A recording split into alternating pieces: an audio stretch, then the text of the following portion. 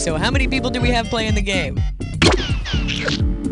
We're playing solo, huh? All right then, let's have a name.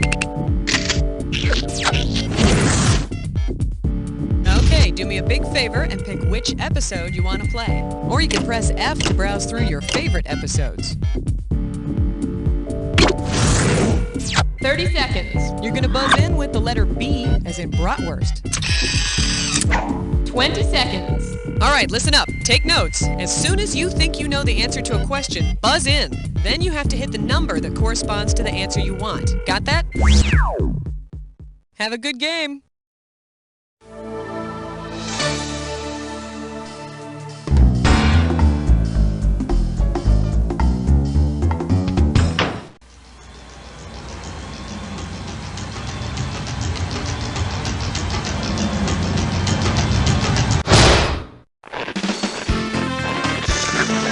It's time for the show where high culture and pop culture collide. All right, welcome to our travel episode. You know, in honor of Columbus Day, we have got it all right here, from conquistadors to current hot travel spots that won't make you leaky. But hey, let's not forget the special discovery that each and every person makes. That is, discovering oneself.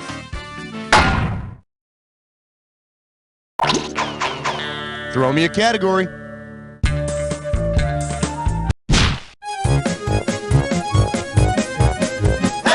Here we have, they always ask about your package. How does $2,000 sound? Eyes forward, we're going.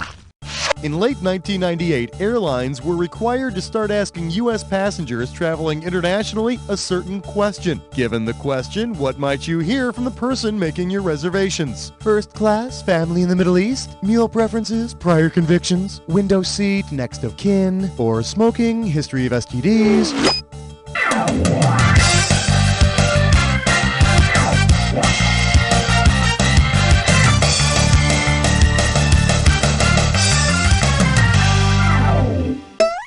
Okay, now here's a good answer.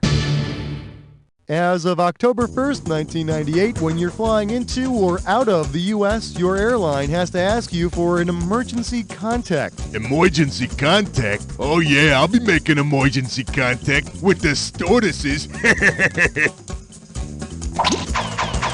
Time to pick a category. Question alert. Question alert. And our special guest tonight I'm gonna plunder like it's $9.99. You get this one, you pocket $2,000. Ready? Catch this. In AD 999, which explorer would have needed to make sure that his ship was Y1K compatible? Marco Polo, John Cabot, Leif Erikson, or Christopher Columbus? Leif Erikson hit the seas around AD 1000 and eventually stumbled upon North America. Unfortunately, the Vikings never really got fair credit for their discovery. Some historians blame this on the Vikings' poor publicist. Others blame it on the fact that they flogged and impaled everyone they met. Give me a category.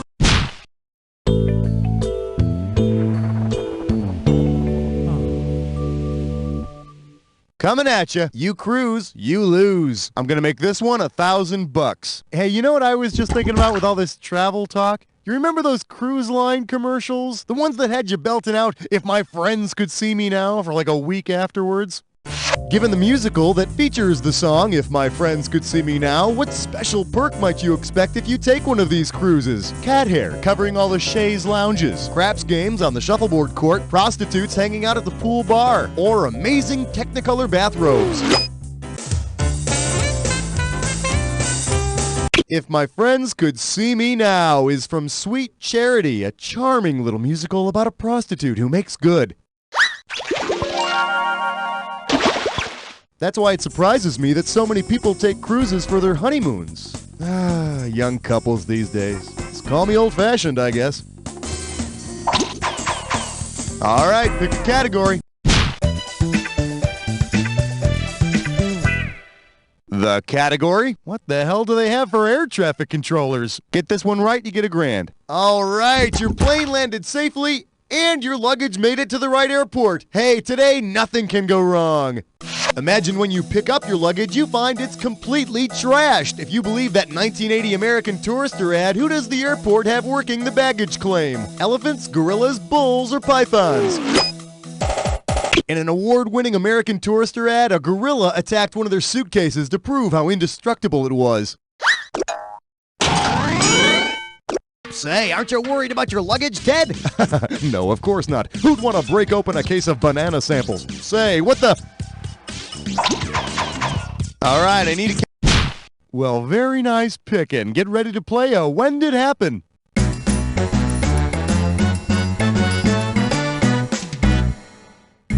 All right, I'm going to show you... Okay, you already know how to play. That's fine. This When Did Happen is called Vacant Looks. Well, what's traveling without a place to stay, huh? That's why I want you to think back with me. Think back to 1974 when this event happened. The first Super 8 Motel opens. So tell me, did this event happen before Super 8 Motels hit the scene, after, or did it never happen at all?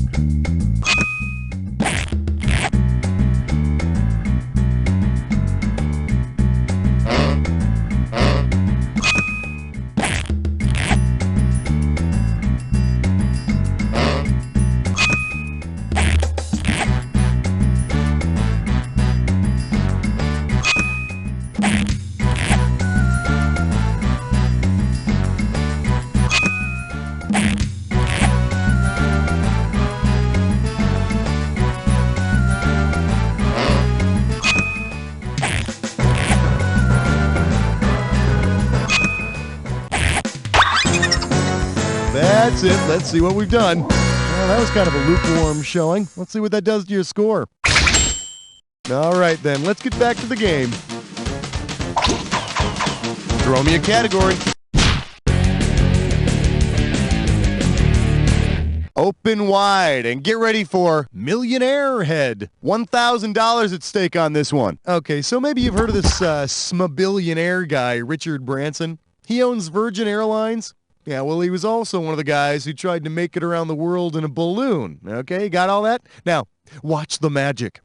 Say in order to make it around the world, Richard Branson rubs his hot air balloon against his head and sticks it to the bottom of one of his planes circling the Earth. What force is he using? Static electricity, covalent bonding, centrifugal force, or telluric currents?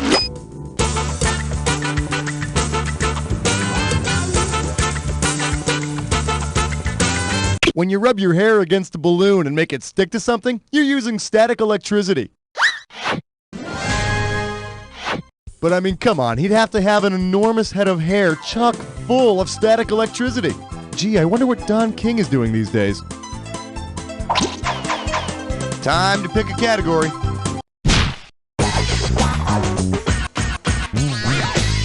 Today's specialties include sun, surf, and shrapnel. You get this one right, you get 3,000 greenbacks. Okay, I need you to get your fingers ready because this is a fill-in-the-blank question. So check out this travel brochure for me, won't you?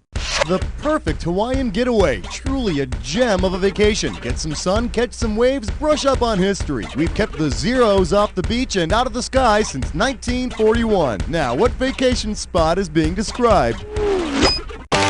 Now's the time to Pearl Harbor, a gem of a Hawaiian location, even after the Japanese Zeros bombed it in 1941.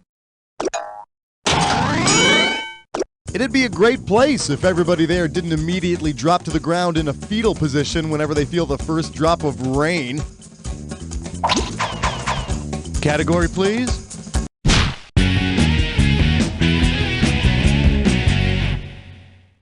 We're calling this one, sometimes getting lost is a good thing. If you know this one, you're getting $4,000. Okay, so by now you know that Columbus set out on his journey to find a better spice route to India, right? And he never found it? Loser. Anyway, given where Columbus first hit land in the New World, what route could he have bragged about discovering? The Florida orange juice route, the Canadian bacon route, the Mexican jumping bean route, or the Bahamas rum route? Columbus first touched land down in the Bahamas and actually never set foot in what is now called America. Congratulations, men. Today is a grand day, for our 3 ships have discovered the... who puked on my tights and puffy shirt? Give me a category.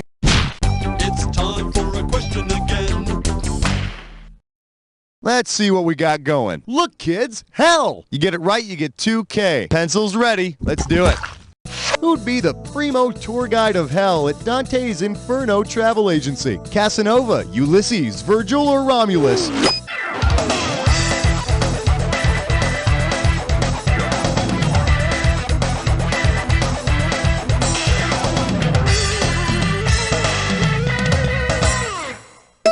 Here's the one you didn't pick. In Dante's poem Inferno, sort of a guidebook to hell, Dante's guide is Virgil. And if you look to your left, you'll see the fornicators. Hey, those are my parents. Throw me a category.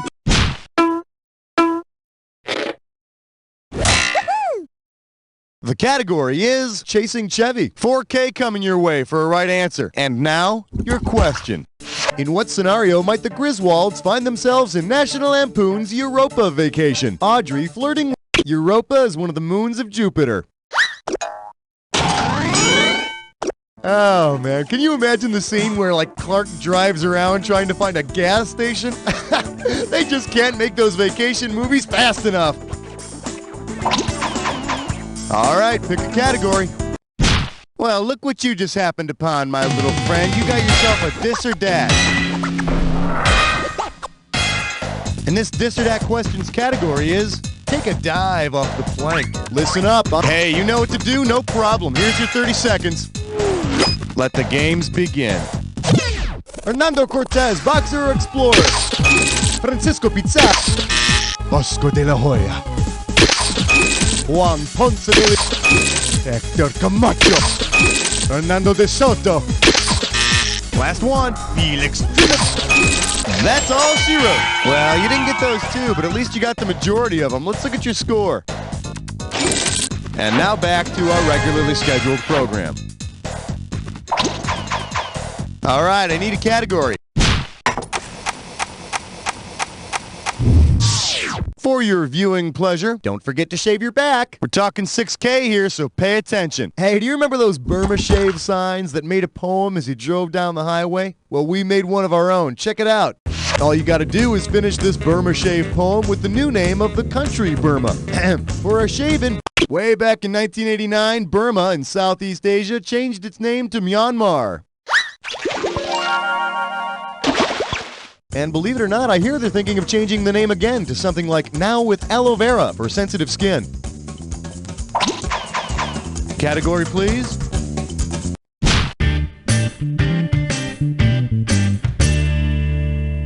Well, what do we have here? World travel gives me the trots. 4,000 big ones for a right answer here. Flex those fingers, here it comes.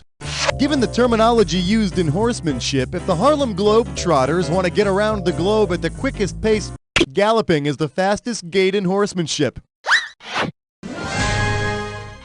Yeah, it always gets me when Curly runs around the court pulling down the pants of world leaders. Saddam Hussein always gets so pissed. Give me a category.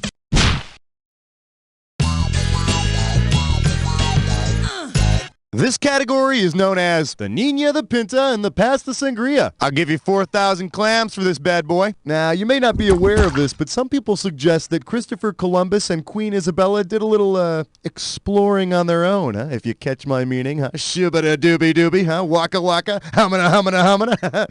Okay, well, considering Christopher Columbus's nationality, what might Queen Isabella have called him? Her Portuguese man of love, her Italian stallion, her Spanish bullfighter, or her Greek of the week?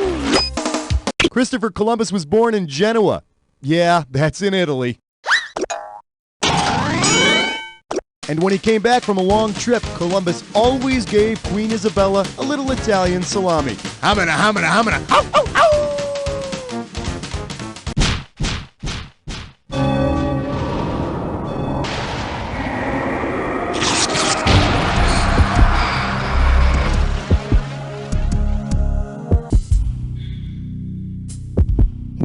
Well, someone's in a big hurry to get to the attack. I wonder if you could find the time to look at this clue. Who's catching that train? And I'll tell you right now, it ain't no love train, 'cause baby, you'd see Schmitty riding on that one.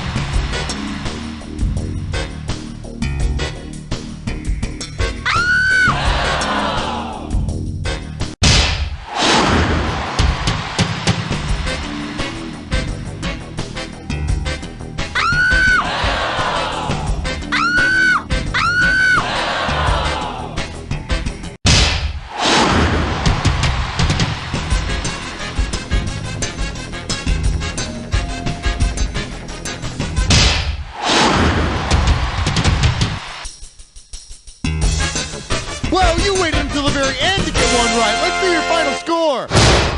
That's the game. Way to go, my friend. Like I always say, it doesn't matter whether you win or lose as long as you get to play with yourself. Now get the hell away from the computer, will ya? Because... You don't know Jack! Bunny rabbit. Teddy bears. Babies. Moving on up to the high scoreboard. Well, you know what that means. Well, not much outside this room, but if you want to play again, let me know. Make this one a favorite episode by pressing F. Class, primarily white, college-educated segment of the population for over 8 years.